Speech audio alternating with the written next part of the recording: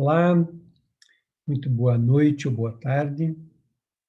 Somos Cleiton e Eleus Oliveira e trabalhamos com Harvest Foundation e temos a oportunidade de incluir na nossa agenda a instrução do tema de hoje, que é o modelo de crescimento de Jesus. A terceira parte desse modelo, que é um tema muito importante. Já conversamos sobre isso anteriormente e queremos dar continuidade hoje. Ora, por onde a gente encontra a ideia de estilo de vida definido nas Escrituras ou no contexto dos cristãos? A gente lê com muita clareza a preocupação de Paulo em Romanos, capítulo 12, versos 1 e 2, um texto que nos chama a atenção para um estilo de vida equilibrado, como se for o equilíbrio da própria música, essa coisa harmônica. E Paulo diz: portanto, rogo-vos, irmãos, pela compaixão de Deus, que apresenteis os vossos corpos como sacrifício vivo, santo e agradável a Deus, que é o vosso culto racional. E não vos conformeis com este mundo, mas transformai-vos pela renovação do vosso entendimento, para que experimenteis qual seja a boa, agradável e perfeita vontade de Deus. Esse texto temos verbos que nos falam de movimento. Aqui Paulo fala aos irmãos sem distinção, fala para a família única de Deus, em que todos os seus membros compartilham os mesmos privilégios e responsabilidades. Ele faz um apelo com base na compaixão de Deus, que é a maior motivação para um estilo de vida transformado e cheio de significado. Paulo roga que os irmãos apresentem os seus corpos. Depois de usar muita linguagem espiritual nos textos anteriores, ele avança e deve ter calculado essa referência como uma ruptura, porque ele começa com nossos corpos, na intenção de chocar alguns dos seus leitores gregos. Não esqueça que os gregos eram educados para um pensamento gnóstico, isto é, a ideia de que tudo que é espiritual é bom e tudo que é físico é ruim. E ainda hoje, as pessoas pensam dessa maneira. Algumas vezes falamos de salvar as almas, de entregar o coração para Jesus. E reforçamos a ideia de um ser humano partido, onde a alma e o coração são bons. E isso é o que leva a pessoa a ser salvo, mas o corpo não é mencionado. Em vez dessa linguagem, deveríamos falar em salvar a pessoa inteira, salvar a vida inteira, não apenas a alma, e entregar tudo para Jesus, incluindo o coração. Nesse texto de Romanos 12, 1 e 2, Paulo combate a ideia da mente dividida, que separa o espiritual do material. E ele lembra a figura do sacrifício, aquele sacrifício do Velho Testamento aceito por Deus. O animal era sacrificado, representando algo sem defeito físico ou moral, algo que era de aroma agradável e subia para Deus. Mas agora, Paulo encoraja a entrega da vida a Deus, como um sacrifício vivo, santo e agradável. O sacrifício morto ficava lá, restrito ao altar, dentro do templo, e servia apenas no dia da adoração. Agora, o sacrifício vivo deve servir em todos os lugares, deve estar continuamente diante da face de Deus. A esse estilo de vida chamamos viver coram Deo, uma expressão em latim que significa diante da face de Deus. Assim como a maldade humana se expressa no mundo físico, a regeneração humana também deve ter essa mesma dimensão. Esse sacrifício, Paulo vai chamar de culto racional, que é um ato de adoração inteligente. E se nós caminharmos um pouco mais em Romanos, formos para o capítulo 6, tem 2 versos que ampliam essa ideia. Romanos 6, 13 diz: não ofereçam os membros do corpo de vocês ao pecado, como instrumentos de injustiça. Antes, ofereçam-se a Deus, como quem voltou da morte para a vida, e ofereçam os membros do corpo de vocês a Ele, como instrumentos de justiça. E no verso 19 diz: falo isso em termos humanos, por causa das suas limitações humanas. Assim como vocês ofereceram os membros do seu corpo em escravidão à impureza e à maldade, que leva à maldade, ofereçam-nos agora em escravidão à justiça, que leva à santidade. Então veja que conceito interessante, o conceito de justiça e o conceito de injustiça, tendo o corpo como um parâmetro. Agora percebam como Paulo fotografa com esses dois versos o mundo que a gente vive hoje, em que problemas relacionados com abuso, com gênero, com criança, com sexualidade, com marcação de figuras no corpo, figuras, letras, todas essas coisas estão relacionadas com o corpo, e o corpo parece que ganhou uma dimensão tão espiritual que ele passou a ser um corpo sagrado. Só que hoje esse corpo está muito mais próximo da escravidão, à impureza e à maldade do que a gente imagina. E nesse sentido é o corpo que tem se constituído um instrumento de injustiça. Mas vamos voltar para Romanos capítulo 2, os versos 1 e 2, e Paulo começa falando de não vos conformeis com este mundo. Desde o Velho Testamento, encontramos recomendações para que o povo de Deus não siga o padrão cultural vigente, porque eles têm uma oferta de coisa melhor. E o livro de Deuteronômio inteiro é um livro que define padrões de equilíbrio, de leis sociais que regulam a relação entre as pessoas e a natureza, como nenhum outro manual. E aí está uma direção de Deus para o povo na sua palavra. Mas também a gente encontra livros como Levítico, capítulo 18, verso 3 de Levítico, diz: não se comporte como o povo do Egito, nem como o povo de Canaã, onde vocês viviam e para onde vocês estão indo. Não imitem o estilo de vida deles. Então havia uma preocupação muito interessante com essa coisa do imitar o estilo de vida. E a imitação do estilo de vida tem como instrumento de gerência o próprio corpo da gente. A gente expressa um estilo de vida através do corpo. Em 2 Reis, capítulo 17, a gente encontra o profeta preocupado com o modo como os israelitas se tornaram inúteis, seguindo exemplo das nações ao redor e desobedecendo a ordem do Senhor para não imitar os seus vizinhos. Então é um negócio muito interessante. E depois Ezequiel, um profeta que bate pesado nisso, e diz: pois vocês não quiseram seguir os meus decretos e estatutos, e, em vez disso, imitaram práticas das nações ao redor. Mas Jesus também não deixa passar essa oportunidade, e ele diz: vocês não sejam como eles, pois seu Pai sabe exatamente do que vocês precisam antes mesmo de pedirem. Então, o corpo e as necessidades do corpo e o estilo de vida estão na linha de frente das nossas orações. Depois, quando Jesus conversa com aquela mãe preocupada em ter um lugar à sua direita e outro à sua esquerda para os seus filhos, Jesus diz: quem quiser ser o líder entre vocês, seja o que serve, seja o que usa o seu corpo para essa transformação. Mas transformados pela renovação do vosso entendimento é uma ênfase de Paulo, e nesse sentido a mente com o entendimento deve controlar o corpo e gerar transformação. Então aí tem uma coisa muito interessante, isso acontece através da conjugação entre a palavra de Deus, Jesus em nós, e o Espírito de Deus, restaurando o que foi corrompido pela queda. Então, o processo de salvação na vida da gente tem implicações físicas, vai tocar o nosso corpo. O resultado disso é experimentar a boa, agradável e perfeita vontade de Deus.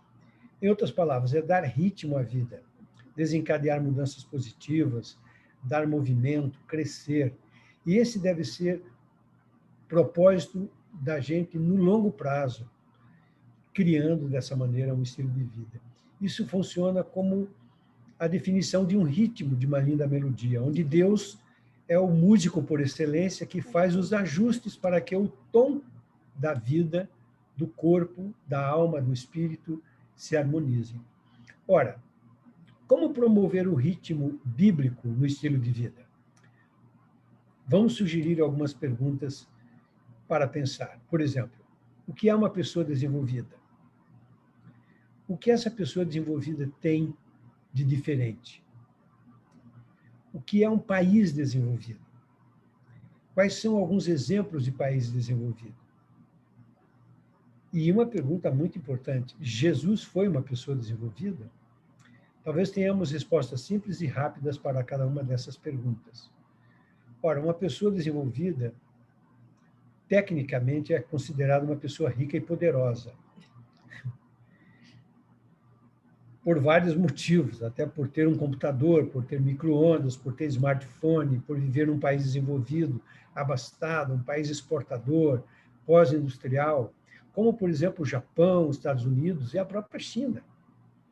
Bem, se usamos esses critérios baseados em riqueza, baseado em estudo e tecnologia, parece que, infelizmente, isso tudo contrasta com o estilo de vida de Jesus, que não tinha nada dessas coisas. No entanto, ele era uma pessoa desenvolvida. Então, se não são estes os critérios válidos, qual é o estilo de vida que nós devemos cultivar para gerar crescimento ou desenvolvimento seguindo um conceito bíblico? Ora, biblicamente, desenvolvimento é mover-se na direção do propósito de Deus em todas as áreas da vida, com adequação. E o que é adequação? Adequação ou suficiência vem a ser essa disponibilidade de recursos para que as pessoas possam cumprir o propósito de Deus. Certamente Jesus foi uma pessoa com estilo de vida fascinante, ele foi desenvolvido, mesmo morando em uma casa de chão batido, sem água encanada e sem nenhum equipamento eletrônico. No entanto, Jesus teve todos os meios necessários para cumprir esse propósito de Deus para a sua vida. Jesus foi uma pessoa desenvolvida, com toda certeza, e ele viveu com adequação. Muitas vezes nós mesmos nos frustramos porque tentamos colocar a nossa realidade como um padrão de desenvolvimento para outros, ou o que é pior, colocar a realidade de outros como um padrão de desenvolvimento para nós, e isso gera tristeza. Talvez o padrão de adequação bíblica para uma família não seja que ela tenha eletrodomésticos de última geração, nem uma dúzia de empregados servindo às demandas da casa, muito menos equipamentos eletrônicos e o melhor sistema que se possa imaginar para conexão virtual. Mas ainda assim, essa família pode ser desenvolvida, essa família pode ter adequação, ela pode se mover na direção dos propósitos de Deus em todas as áreas da vida. Mas quando falamos todas as áreas da vida, o que queremos dizer, Cleiton? Não precisamos mencionar aqui 30 áreas da vida, embora a vida tenha tantas áreas, né? Mas a gente pode se restringir a uma instrução muito clara e precisa de Lucas 2:52. E aí vamos conversar um pouco sobre isso. Eu vi recentemente uma conversa em que alguém lamentava o seguinte: hoje o que mais se encontra são pessoas desequilibradas. O que precisa ser equilibrado na vida, no estilo de vida das pessoas, para que elas tenham um ritmo que cria uma melodia harmoniosa, bonita? Lucas 2:52 nos instrui sobre 4 áreas em que Jesus crescia e que precisa estar em equilíbrio. Diz assim: Jesus ia crescendo em sabedoria, estatura e graça diante de Deus e graça diante dos homens. Aqui estão as 4 áreas. Primeiro, a área de sabedoria. Segundo, a área de estatura, que é a área física. Terceiro, a área de graça diante de Deus, que é a área espiritual. E quarto, a área de graça diante dos homens, que é a área social, a área de relacionamentos.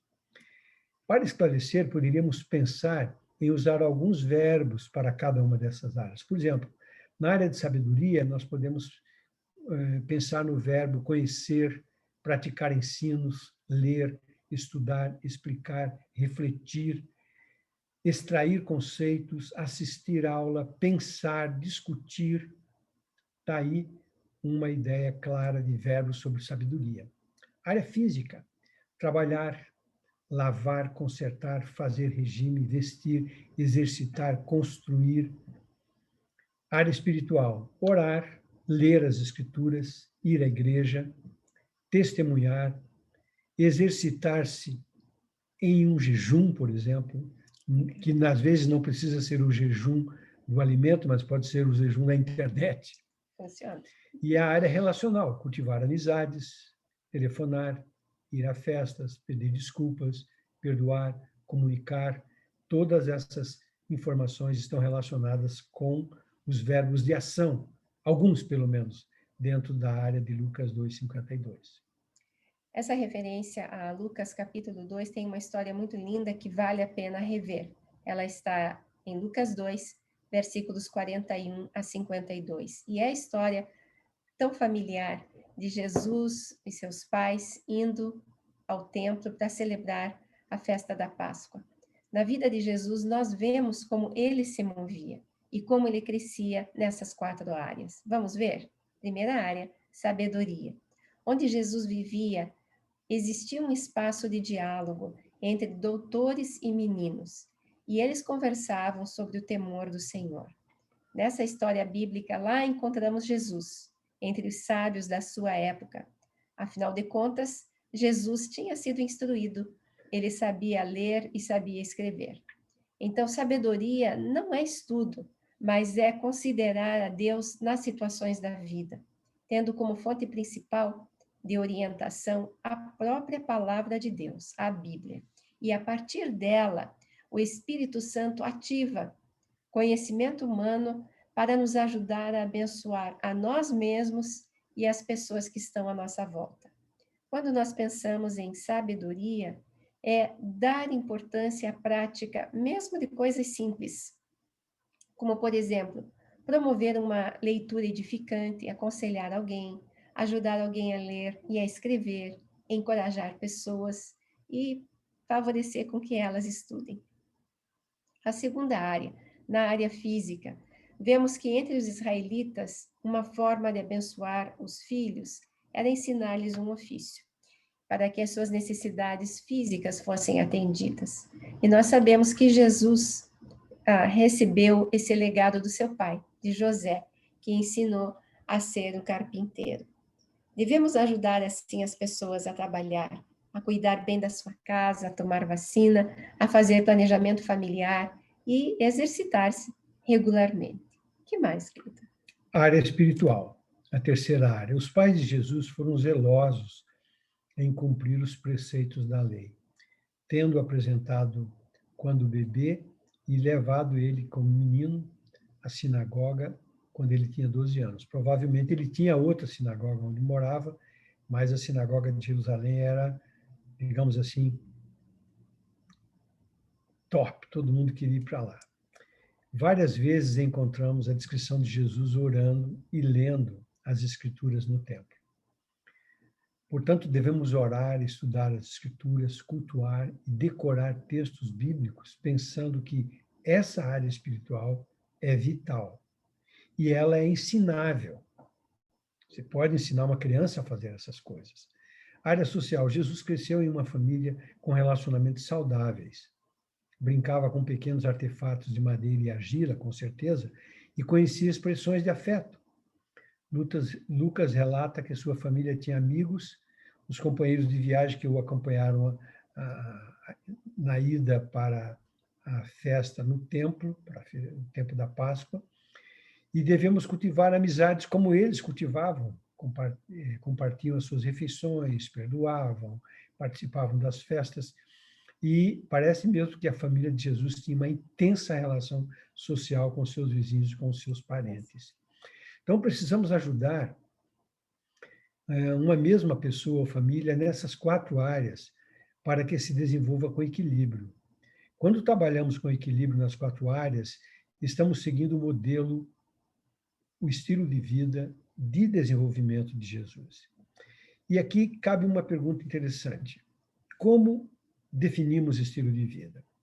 Definimos com as práticas simples, os hábitos do dia a dia.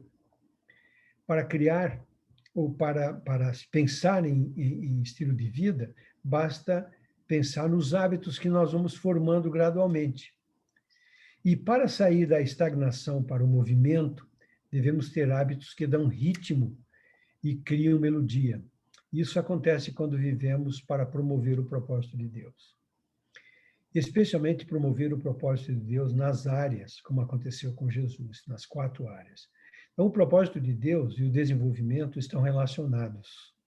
Isso é um binômio importante.